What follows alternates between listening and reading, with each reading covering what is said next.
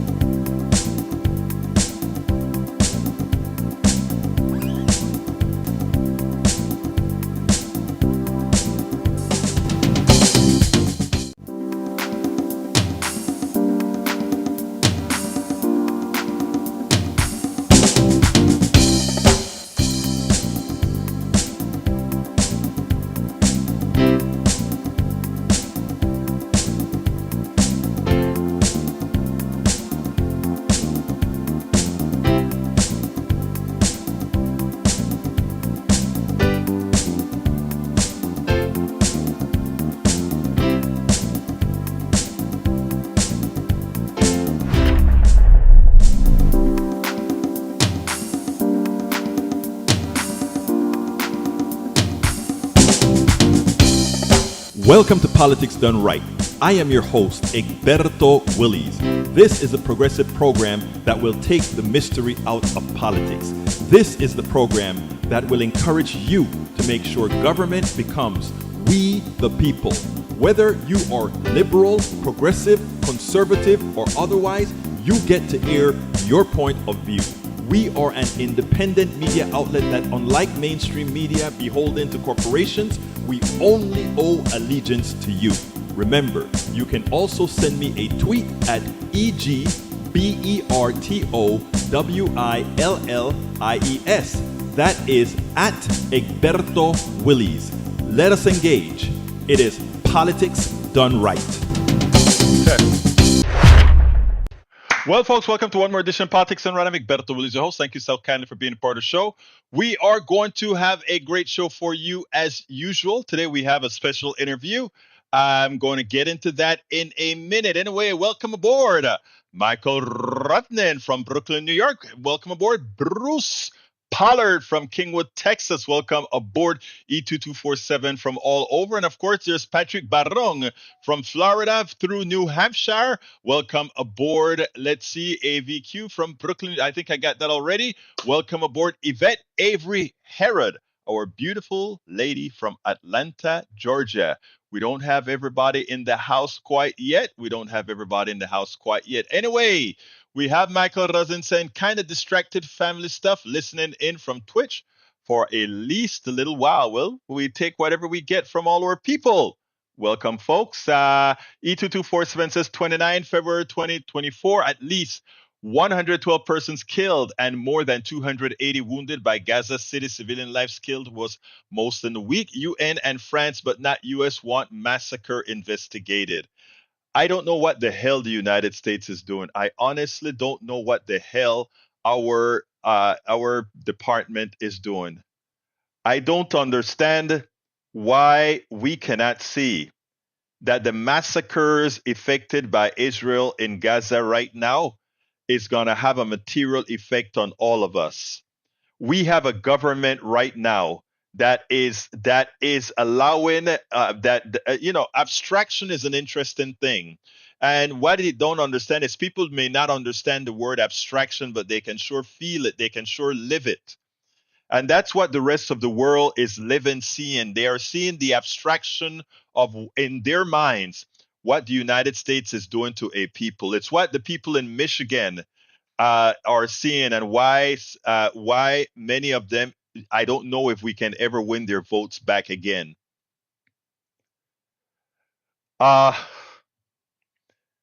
I can't understand why our foreign services, our president cannot see that this asymmetry in killing, not only is it not sustainable, but it actually shows a certain deviancy within our character, our inability to see, our inability to empathize with those who are going through. You just have to look at day after day, 100, 3, 4 months of this going on, and you watch those people at the shoreline in the Mediterranean with bombed out buildings, no shelter, no food, nowhere to use the bathroom appropriately, and you can't feel that. You can't see the inhumanity in that. You can't see that if you are supporting that, whether you are Jewish or otherwise, that somehow there's something wrong there. Can't you see that? Uh, it scares me. It scares me. Look, it scare. Look, when I'm voting in November, I am not voting for any person. I'm voting for country direction and policy. What that means is that if Biden runs again, I am going to be hitting that button that will actually get Biden elected. I won't be voting for Biden. I'll be hitting that button that gets Biden elected, because I cannot understand how a president of a country that claims to be honorable, that claims to love life, that claims to be of life, can see what the animal of Israel, Netanyahu, is doing and not stopping the murderous, genocidal killings. I'm sorry. I can't hold back, and I cannot. I think all of us with a voice, I think it's incumbent for us to make sure to say this. These are lives. These are lives. South Africa from E2247. South Africa is furious that the massacre breached ICJ's provisional orders in its case accusing Israel of genocide in Gaza. Biden told GOP to pass a foreign aid bill after passing an emergency funding bill on Thursday. Biden says it will help ensure that Israel can defend itself. I don't think Israel has a problem in defending itself, but I do think Gaza and the West Bank has a problem of being able to be free, has a problem of being able to have an inalienable right to life, because it's clear that their life has no value to our government, and their lives have no value to the government of Netanyahu. I don't see, I for any human being who is thinking, for any thinking human being, how can you not see that? For any human being with a soul, how can you not see that? Okay. E2247, 101,605 casualties equals 692 per day of estimated 5.8385 million people, equal 1.9% of West Bank and Gaza Palestinian population, with 30,228 Palestinian kills, equal 206 per day. That's an airplane crashing every day. You know? And you're correct, E2247. Silence is simplicity. Bruce says peace to all. How can we stand by and watch what is becoming action without honor? Michael Rodden says the Hindu News. Massacre by Israel troops at aid delivery site in Gaza draws condemnation. The Gaza Health Ministry condemned the massacre in Gaza City, saying that 112 people were killed and more than 750. Bruce just said it best. As we are more than a proxy, I agree. Maywood says, good afternoon, everyone. Good afternoon and happy Friday to you as well, Brother Wood. Michael Rudden says, IDF shot at Gaza and trying to get food and medicine. This caused a panic. Over 100 died, over 700 injured. This needs to be called a war crime. I agree. Hey, y'all. Lee Grant, welcome aboard, my brother. Hemos llegado. Happy Friday. We've reached, according to Melanie Keelan from Barcelona, Spain. Eric Hayes asking if we will have an Ask Egberto anything this weekend. Of course, we will have an Ask Egberto anything this weekend. So let's go ahead and sign up. I'll put the sign up slip in there later on. Maywood says, yeah, I was wondering what about Eric Ask Egberto. And you know what? I better put it into the feed right now so that I don't forget because, I am so perturbed about what's going on in Gaza right now. I'm telling you, it hurts my heart. Okay, I have the Ask Egberto link in this thing. Ask Egberto anything at 11 a.m. Central, 12 noon. You can zoom into me and we can have a face-to-face talk or a voice-to-voice talk. And you can ask me anything. We can talk about anything. It's your program. All right, Michael Rudnin says IDF shots at Gaza and I read that already. Let's see. Bruce says we should be sending troops to stop and aid. I think eventually we're going to have to create a beachhead, but God knows how we do that. Israel has that place mined up from what I understand. They can't, they're in a prison. They can't leave their own shoreline. They can't jump in a canoe and say, I'm going to go across the Mediterranean and get the hell out of Gaza. But they don't want to do that anyway. That's their land.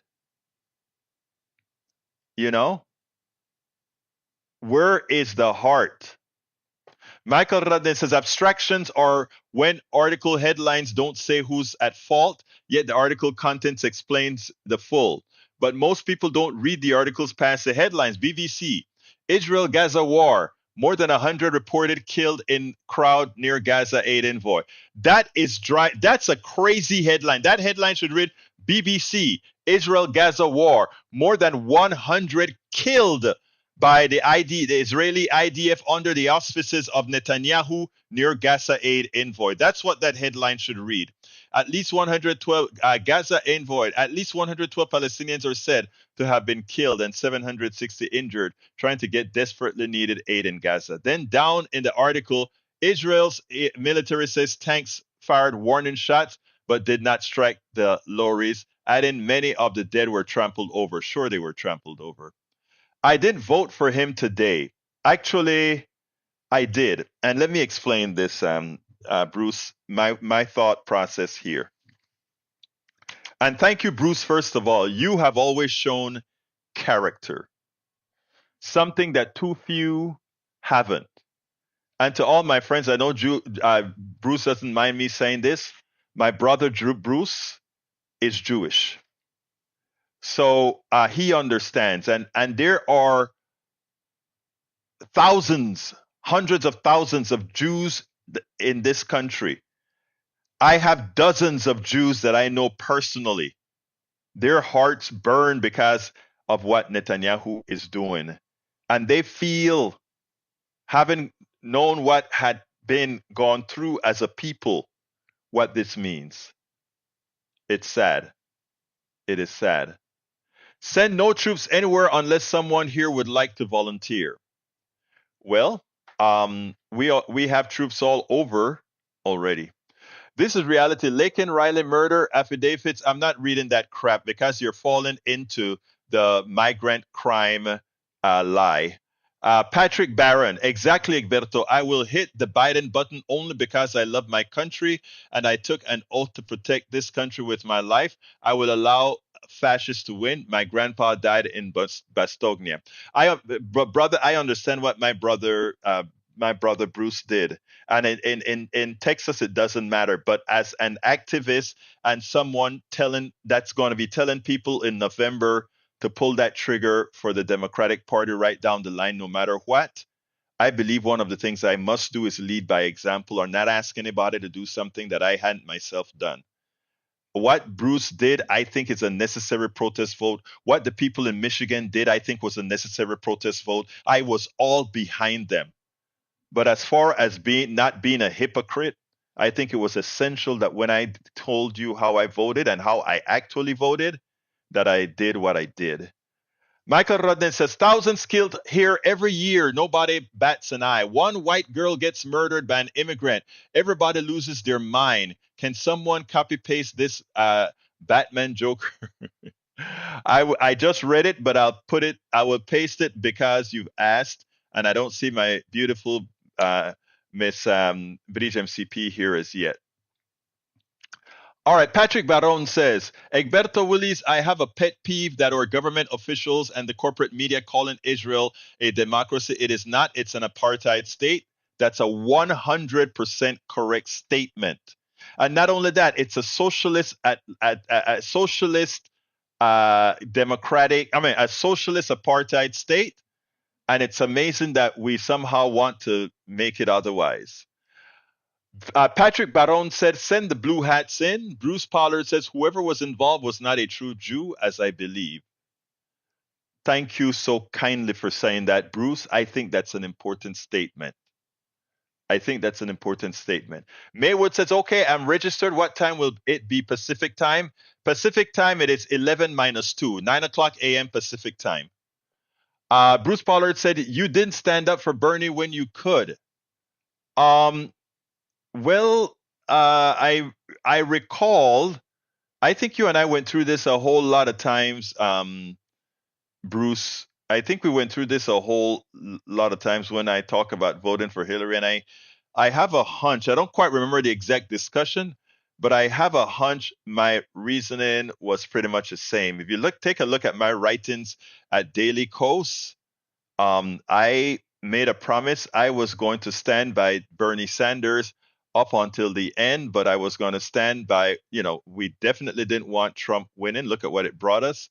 After I did that, in fact, I took a lot of knives at Daily Kos for being a Berniac and still a Berniac. I'm still a Berniac. But again, somebody called into the show yesterday or the day before and said, are you Plato or Aristotle? And I said, I didn't answer it that way, but I am both Plato and Aristotle. In other words, I believe in utopia. That's why I wrote the book, How to Make America Utopia. But I also believe that I have to be pragmatic to get to the next step, I'm not an incrementalist, but sometimes I have no choice but an incremental change. So I'm not perfect. We are not perfect. And I feel, Brother Bruce, I have a responsibility that I don't take lightly. I have a platform on air and online, and I try my best to do the right thing. And I also try my best to learn. I've learned from you. I've learned from Rodney. I've learned from many people on this. I've learned from Lee Grant. I've learned from all of us because we are all this mezcla de cosas, this mixture of stuff. Okay? Let's see what else I got here. Bruce says Israel is a good example of a light government. It is what we are destined for. Bruce, let's make sure it's not. That's all I'm going to say, Bruce. Let's make sure it is not what we're destined for. Let's make sure. All right. Given that I've exhausted all the questions now, let's go ahead and listen to the ambassador from Cuba, and then we'll take it up on the other side. So let's go ahead and do that right this minute. Welcome to another edition of Politics Done Right. Today we are honored to have the Cuban ambassador, Lianys Torres. Lianys, how are you doing this afternoon? Well, fine. Well, Thank you for having me. Well, let me tell you, when I heard that you were coming to Houston, I said, I've got to speak to her because I've covered Cuba before. I've had a lot of conversations here about Cuba.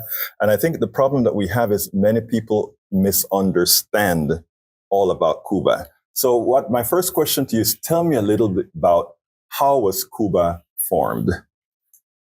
How was formed? How did it come to be? The new Cuba. The new Cuba, where after 1959, we got a revolution in Cuba that was head by Fidel Castro, Commander-in-Chief Fidel Castro. And it came to power after decades of being a neo-colony under governments that didn't took care of our people. And Fidel and the revolutionary power came with a program that was in which the Cuban people, the Cuban men and the Cuban women were the center of everything. We had since then free education, free and universal education, free and universal health care. For example, my family was not a wealthy family before the revolution, and we were able to go to the university to study free since kindergarten to PhD, and it's the same with the healthcare, and that is how you have the new Cuban that is different from the one that we had before 1959. What was Batista, the part of the old Cuba, like? What was the lifestyle of the average Cuban citizen? I'm not talking about the elite. I'm talking about the average Cuban citizens. What was their life like? It was difficult. It was difficult because they didn't have a proper health care, the one that is needed for a human being. The same with education. You have people in the countryside that depend of certain crops, for example, like sugar.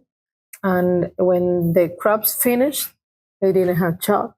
You have in the countryside many children that were unattended, talking about health care, that didn't go to school because they have to work since they were very little to help their families to live, to have money to eat. And everything changed. Now we have, since then, we have teachers, we have doctors, even in the more remote areas of our country, in the mountains. And the situation was difficult for them. And that changed with the revolution. Usually revolutions don't occur unless enough people are mad with their current government. Now, after the revolution occurred, it is understood that Fidel Castro attempted to have relationships with both sides of the Cold War, if you will, both the American side and the Russian side. Can you mention anything about that? Well, there was a hostile attitude towards Cuba since the beginning of the revolution from the US government. And it was not the same with the Soviet Union. And since then, the situation with the US, the bilateral relation and the bilateral political situation has been difficult. Now, you have been embargoed. There has been an embargo on Cuba since the inception of Cuba, since the beginning of Cuba. And many believe that is the reason why the Cuban economy could never develop to the state that it would be otherwise. Would you say that pretty much a boot was on your neck from the time you started as a country? That's right. That's right. Since February 1962, there has been you call it an embargo, we call it a blockade, it's the same. It is the most comprehensive and long, talking about years, sanction system that have existed against a country, the one that is against Cuba. And it has been difficult for our economy to develop on those conditions. For example, we have not access to the main financial institutions in the world that a normal country have access to, and that give access to, by the way, to credits to develop. infrastructure, industries of any kind. We don't have that privilege. We don't have, it's difficult for a normal company in a third country to have economic and trade relation with Cuba because we are a sanctioned country first. And since 2021, a country that were re-included in the list of state-sponsored terrorism. So companies are afraid to be fined, at least as it has happened in the past, for having relation with Cuba, with Cuban counterparts in our country. So it's difficult to develop in those conditions. Cuba cannot import anything that has more than 10% of US components. So that's the reason from which we don't have planes, for example, because the US components are high and so on. And it happens with machineries for our industries, and it happens with the rest of the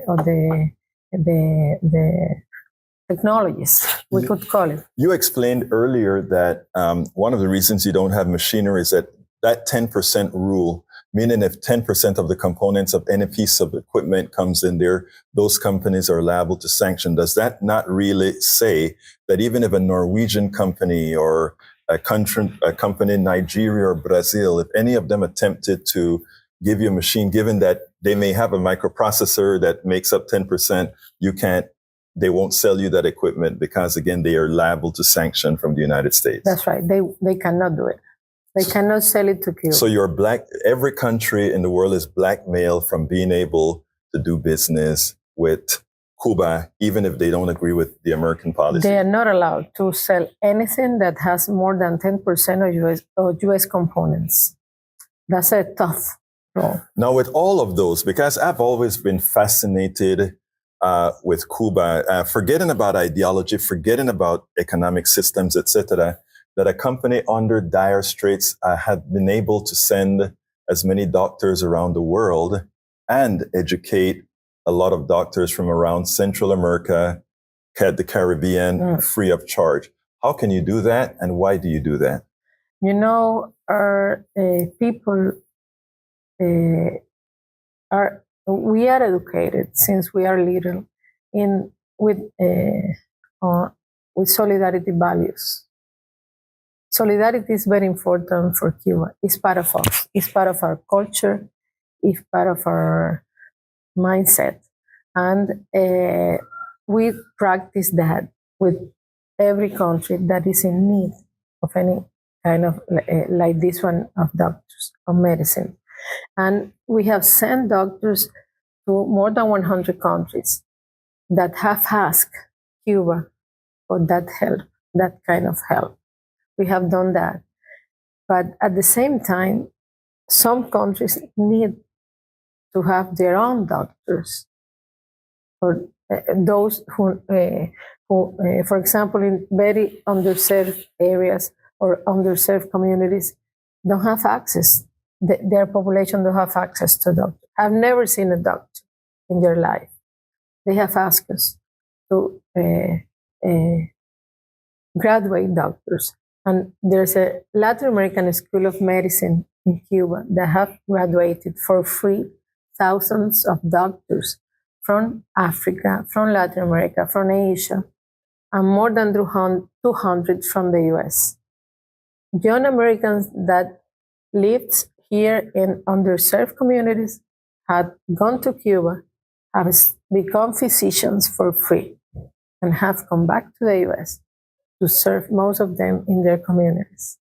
And that is something that we do with pride to help the people of those countries. Now, a lot of people would listen to this interview and they're saying, there is this Cuban ambassador coming to America and she is going to tell you all the beautiful things about Cuba.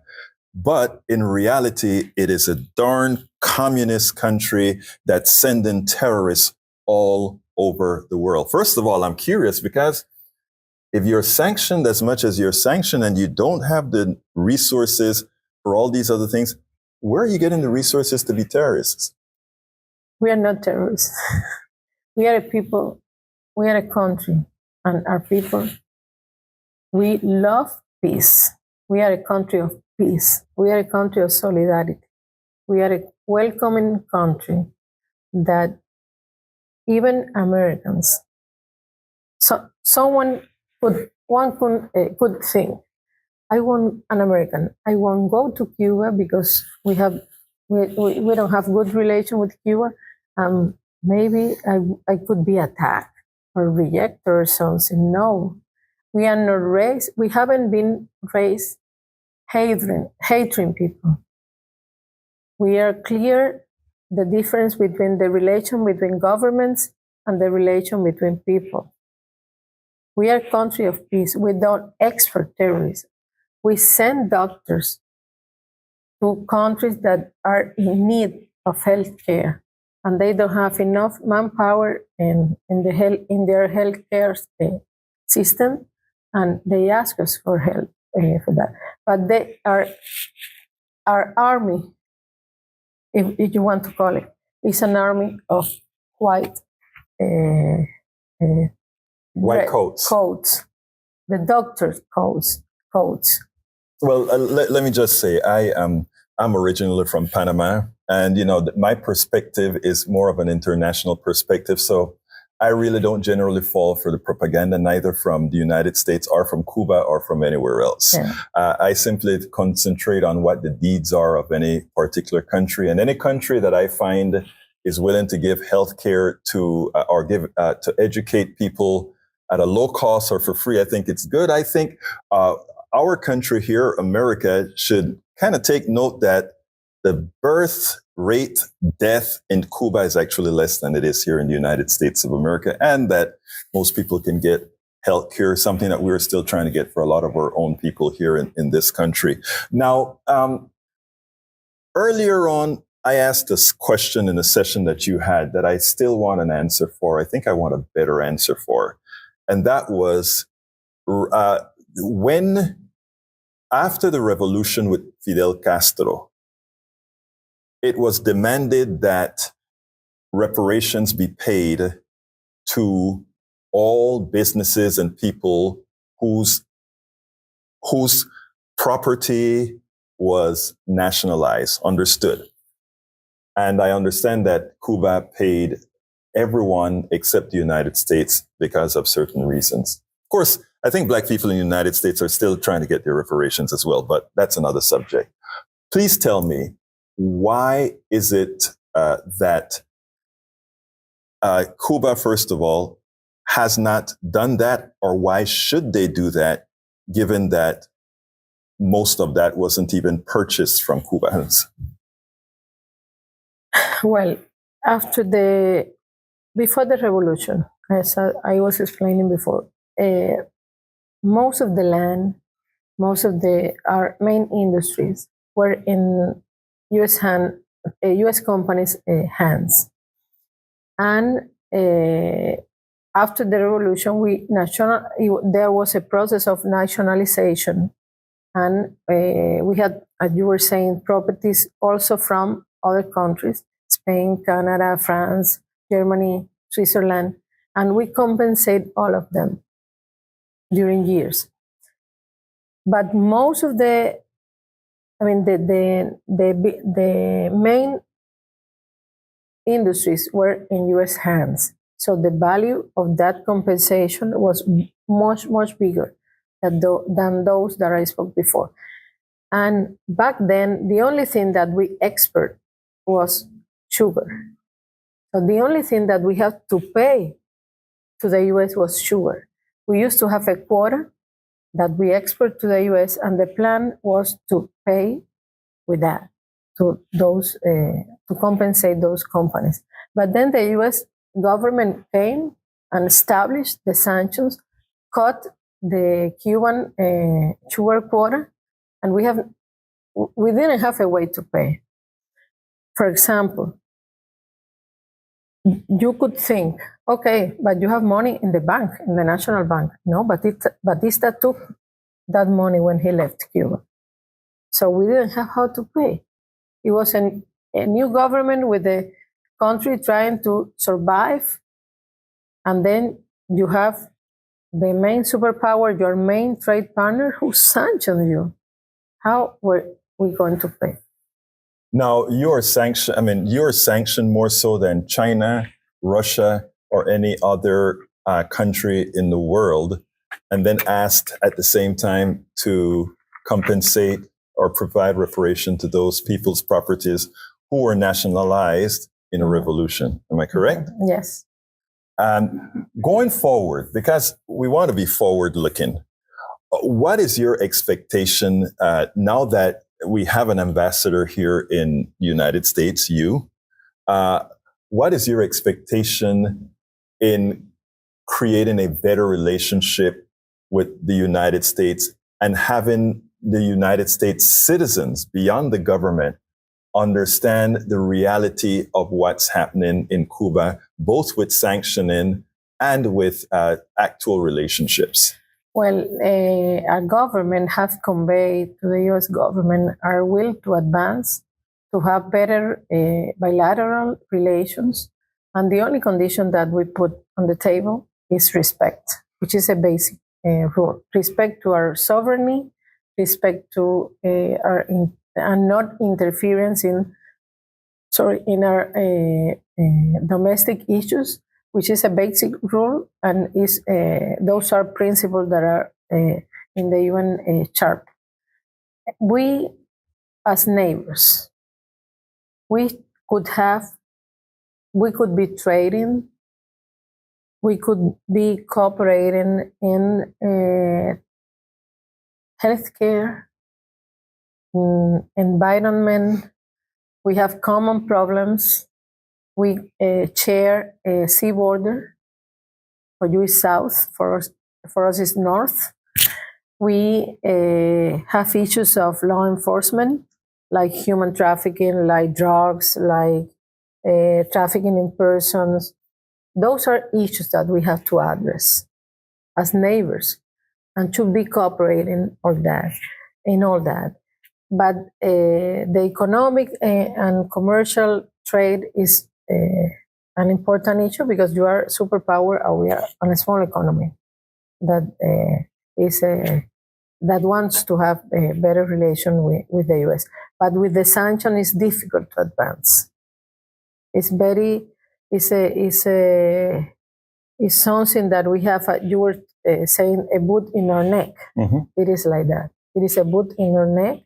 It's something that is trying to strangle day per day, and it's difficult to advance with those conditions. But as I said, we are ready to do it, to advance with the US, to sit and talk about any issue with that basic rule that I said before. I purposefully did not ask anything about communism, capitalism, or any of the isms, and I'm not going to. And the reason I'm not going to touch those particular issues, because it means something to every particular different country. In fact, I can find some good and bad in every single system. But what I want to ask you is, as the last questions, are Cubans happy? Well, we are enduring difficult times in Cuba now because of the economic situation that we are going through. Our government has the goal to provide more for our people, is trying to do it under these extreme and difficult conditions. And when you have scarcities and all that, it's difficult. You were talking about happiness. Mm-hmm.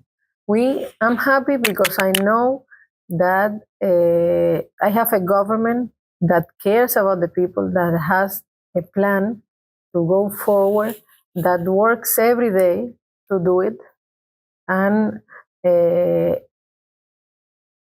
I don't have to worry because my daughters go for free to the university.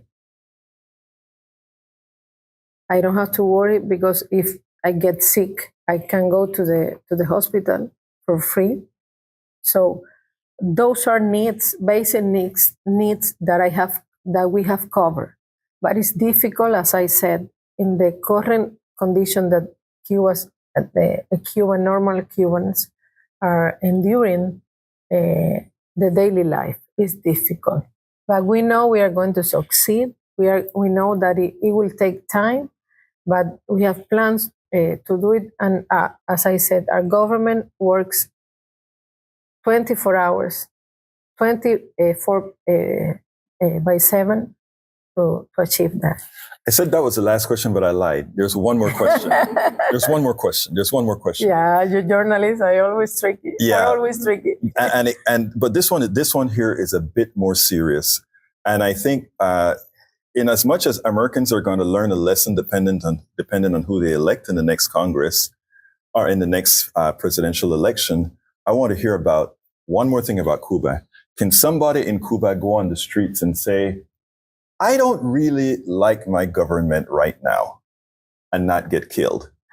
Killed for that? No, it's not. I know it sounds funny, but people in America believe once you speak out against Fidel Castro, once you speak out against any of the Castros or anybody in your government, no. Are they going to be sanctioned, thrown in jail, no. And how, no? Why? Where is that coming from? I don't know. It's propaganda against Cuba. It's part of there's a campaign of misinformation on Cuba, and anything that happened in Cuba that can be common in another part of the world, in Cuba, it is magnified when it happened in Cuba. We have law, we have rules that you follow them, you don't go to jail. We complain every day about things that happen in the country in a positive way, in a constructive way, trying to find solutions to that, and you don't go to jail for that. I think it's part of the misinformation that is against Cuba, because you need a way to justify this this genocide that is the sanction system that is preventing us for having a better life. Ambassador Lianys Torres, thank you so kindly for the interview. Thank you so much for having me. Anyway, folks, actually, I enjoyed talking to her both directly on the camera and the things that we also discussed off camera. Let me address a few things here. I was not going to go into capitalism, communism, socialism, and all of that with her. That's an academic discussion, not worth having. Where was I going to get with that? There are certain things that I wanted to highlight, and I think I highlighted what I wanted to highlight. Now, where it comes to free school and medical, it is actually true.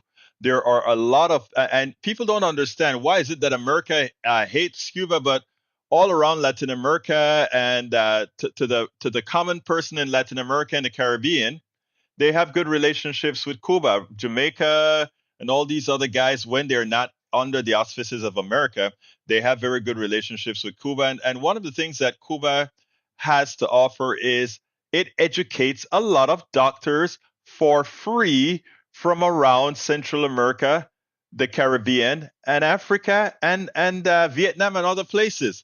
Again, these people get a full-fledged medical education in Cuba. Let me tell you a few other things that folks don't understand. When it comes to school, school is free. Now, let me tell you, the medical isn't high-tech medical like we have here in the United States, because, again, they can't get equipment with high-grade CPUs or anything that they have most of the time is clandestine or otherwise. But I tell you what, Michael Moore went over there and examined the medical system. And what is quite interesting is that they are able to do and have outcomes much better than this high-tech country that we have with high-tech medicine.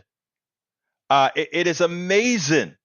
They developed a COVID vaccine on their own. Amazing. They developed lung cancer drugs that can't be sold in the United States on their own. I mean, so, people can keep rubbing their heads about this communist country that we embargo and not realize the same. And this is the affinity that I have with countries like Cuba and otherwise, right? Here's an affinity. And I'm going to tell you guys an interesting story. People always talk about, hey, black people can play basketball and they can do X, Y, Z, and they have all these stereotypes, not realizing that because society as a whole has put so much stress on certain people, that those people, because they have to be 2, 3, 4 times as good as the majority population, you make them that much better. That's why you get a Tiger Woods go into golf and dominate golf. That's why you have basketball dominated, because they were able to go there and then go and dominate. That's why you have, if you take a look at what the U.S. team is going to look like on figure skating or all these other things, it's not that any one group is better than the other. What it is when you force another group to have to be that much better to make it, that's what you create. A lot of people don't see that. And that's what we did with Cuba. Cuba has had to do so much with so little. Those old cars that they have running through the taxis and all of that. I went to Cuba about 5 years ago, I guess, 6 years ago. More than that, actually. It was the last year of Obama that I went to Cuba. Had so much fun, again, because, it was my culture, etc., etc., etc. So I tell you guys, what we are doing to Cuba is ungodly. If we have relationship with Russia, China, and all these, and as well as many fascist countries, it is shameful that we don't have relationships with that little island that has so much to offer, just because a revolution occurred that kicked the capitalists out, that was marginalizing people, that were extracting the wealth of the country. It's a shame. But anyhow, another thing that I wanted to talk about today is a piece that Chris Hayes did, and I didn't queue it up, so I'm going to queue it up right this minute. I hope to get it queued up. Well, actually, I'm not going to do the Chris Hayes. I'll do the Chris Hayes tomorrow. Let's go ahead and do what Donald Trump had to say about the police forces that I think we should all take into account. I want you to listen to this, and then we'll take it on the other side. Folks, I want you to listen to this video. Just a little synopsis. He talks about several things, specifically indemnifying cops, which, as far as people of color are concerned, is a clear and present danger. Because what that means is all the prejudices that cops have intrinsic to them, intrinsically, that they will likely use it.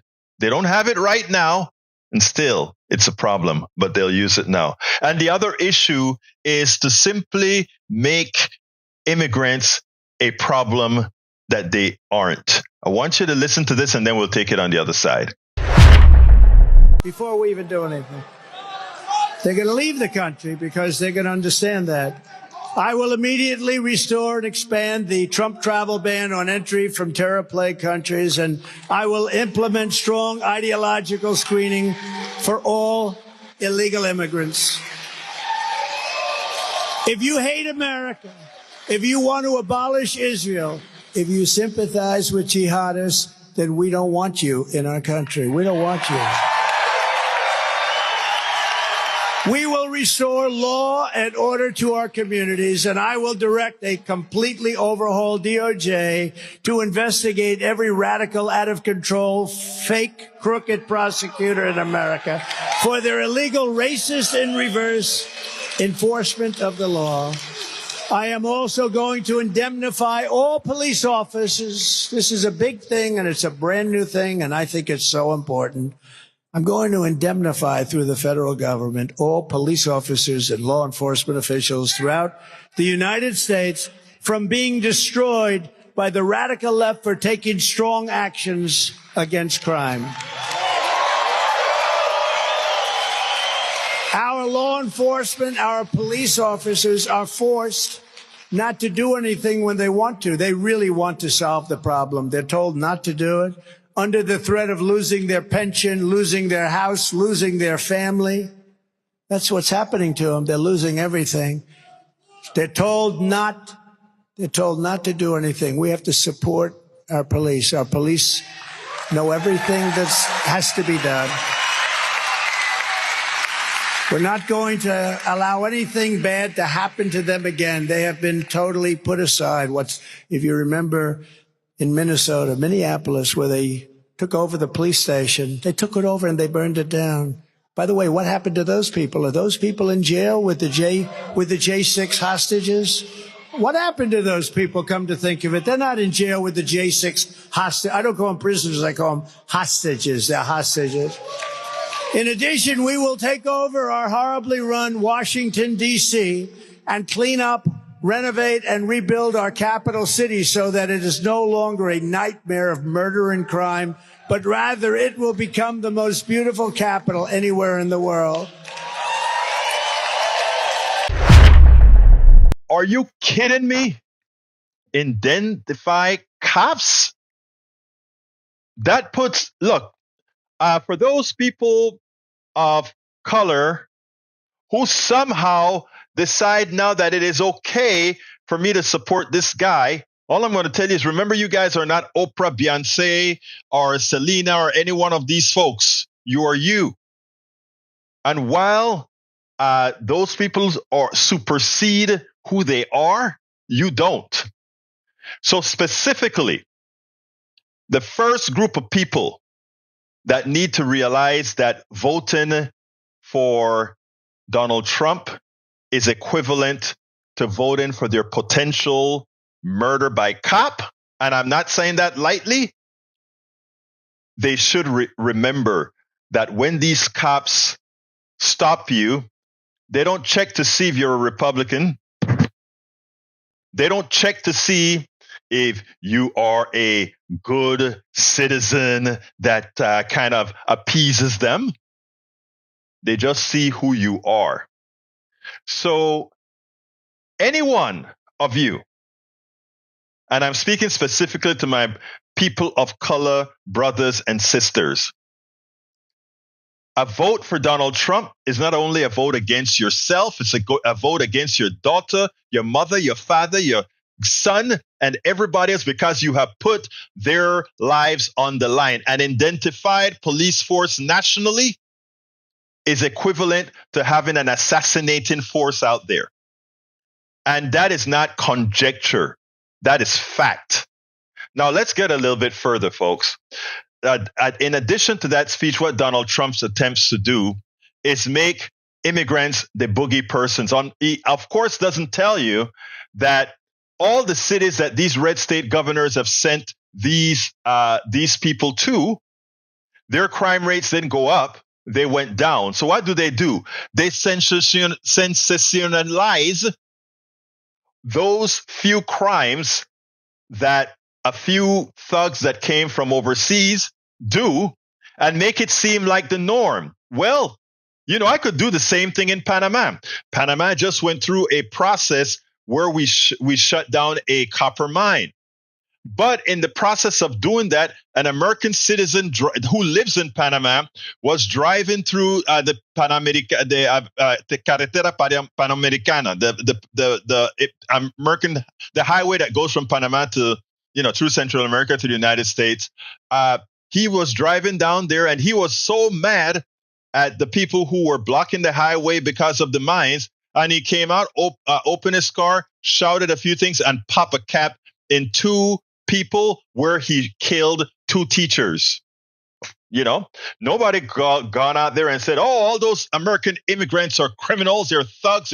They're gun carrying thugs." We didn't do that. We understood that particular American citizen was a criminal, a thug. But that's not what Donald Trump wants you to do here in America. He wants you to believe that all those immigrants that come over, including the few that would commit crimes, which are not even near the crime rate that we have in America proper, Somehow I'm going to protect you against that. If he really wanted to protect you, he would go ahead and have good gun control that saves lives. Because that, if you want to know who's doing all the killing, all the places where we have loaded up with guns, all the places where guns are easier to use, that's where you have the maximum amount of murders. That's where you have the maximum amount of suicides. So it's not the people of color that Donald Trump is making the boogie person. It's not the immigrants that Donald Trump is making the boogie person that's causing your problems. It is the policies of conservatives by loading up with guns. It's the policies of conservatives that keep despair in the lives of people by not supporting the policies that move them forward. And that is the message that we have to get through to those people. There are going to be the sycophants that are not going to be, that we cannot control, that we cannot get to their minds. But there are people that see that we are in a problematic state, that we have a problem. And there are people honestly looking for solutions, and they believe, because they don't have alternate information, what the charlatan Donald Trump is saying. It is those that we have to reach with civility and respect. We got a lot of work to do. Let's get it done. We got a lot of work to do. Let's get it done. Folks, don't forget this weekend at 11 a.m. Central, at noon Eastern, at 10 o'clock Mountain, at 9 o'clock Pacific. It's Ask Egberto Anything. So that's what we're going to do. Ask Egberto Anything. And you know, I love doing my Ask Egberto Anything. And you know why it is? Because I love my peeps. So how do you sign up for Ask Egberto Anything? You go ahead, and I'm putting the link into the feed right now. Sign up. It's free. Let's have an Ask Egberto Anything session tomorrow. Tomorrow at what time again? Tomorrow at 11 Central, noon Eastern, 10 Mountain, 9 Pacific. Anyway, folks, we need your support. Please support the program. How can you do that? All the different manners in which you can support the program can be found at politicsdoneright.com/support. politicsdoneright.com/support. We're behind and supporting every one of those avenues, whether it's be the people who joined up on YouTube by the YouTube posse, or the Facebook posse, or newsletters, or whatever.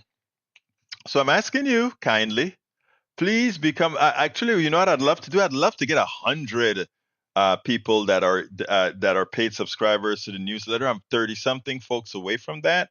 So it would be great to get a few more subscribers to the newsletter. politicsdoneright.com/newsletter. I need over 1,000. Right now we're at 60-something. I'd like to get to 100 soon, and you know, get that drive going for the newsletter. politicsdoneright.com/newsletter. Sign up for a paid copy. Look, it's think about this, folks. Think about this. If it's less than a coffee a month. It's less than a coffee a month. My dear, beautiful Bridge was moving. She works. She makes. She destroy our manhood, man. She said I was late because I pulled back my back lifting 3 burner barbecue and propane. Not sure we'll make it tomorrow. I will miss you tomorrow if you don't make it, but you know we love you anyway. But anyway, folks, please subscribe to the newsletter, politicsdoneright.com/newsletter. politicsdoneright.com/newsletter. Anyway, folks, guess what's shipping now? Do I have my book? Where's my book? Where's my book? Where's my book? Look, Tribulations of an Afro-Latino Caribbean Man.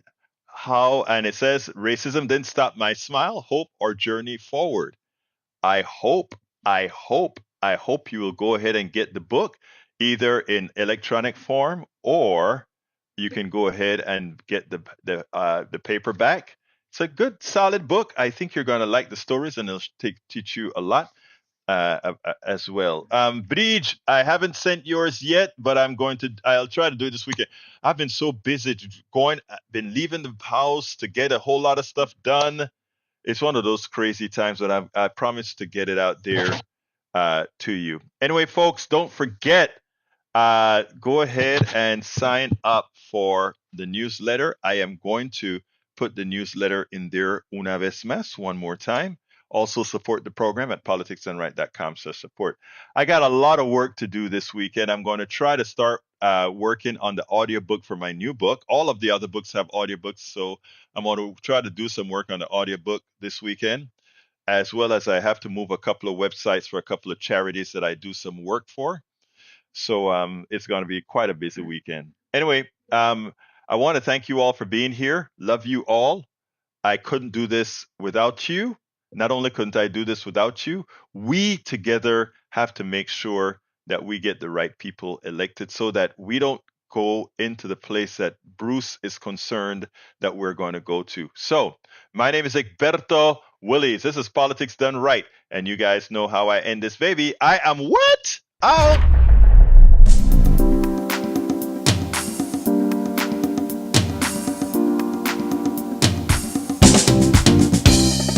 Welcome to Politics Done Right. I am your host, Egberto Willies. This is a progressive program that will take the mystery out of politics. This is the program that will encourage you to make sure government becomes we the people.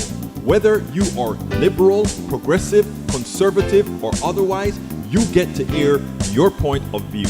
We are an independent media outlet that, unlike mainstream media beholden to corporations, we only owe allegiance to you.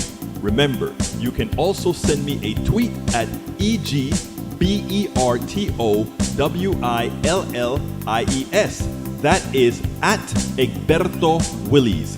Let us engage. It is Politics Done Right.